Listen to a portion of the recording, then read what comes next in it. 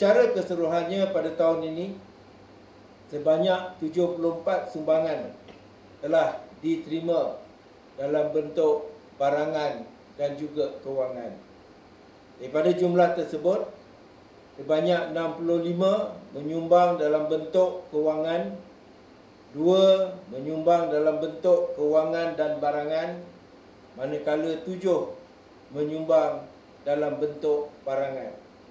Sumbangan kewangan yang diterima adalah sebanyak RM1,777,500 dan RM178,920 dalam bentuk barangan, yang secara keseluruhannya menjadikan sumbangan pada tahun ini bernilai RM1.956 juta.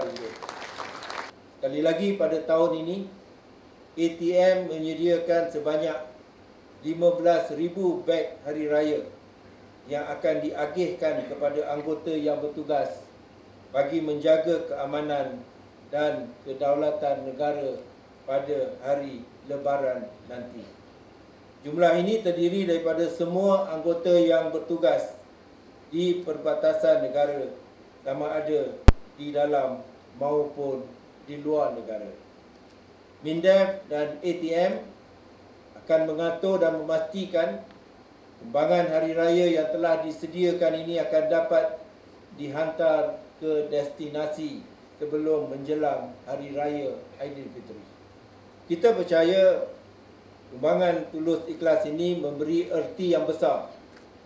Ia bukan sahaja tanda doa dan ingatan yang tidak pernah putus daripada kita semua, tetapi turut membawa makna bahawa segala pengorbanan warga ATM kepada negara tidak akan pernah dilupakan, apatah lagi dinafikan. Kejayaan dan kesejahteraan Angkatan Tentera Malaysia tidak dapat dipisahkan daripada sokongan pelbagai pihak. Sinergi whole of government dan whole of society memastikan setiap cabang masyarakat turut serta memperkukuh pertahanan negara. Sokongan sektor korporat dan rakyat kepada ATM bukan sekadar bantuan material, tetapi juga satu bentuk solidariti nasional yang memperkuatkan daya ketahanan negara dalam menghadapi segala bentuk ancaman. Saya percaya sumbangan hari raya oleh pelbagai pihak yang sinonim dengan penugasan di perbatasan pada 1 Syawal ini sedikit sebanyak menyumbang kepada peningkatan moral semua anggota kita yang akan bertugas semasa hari Lebaran.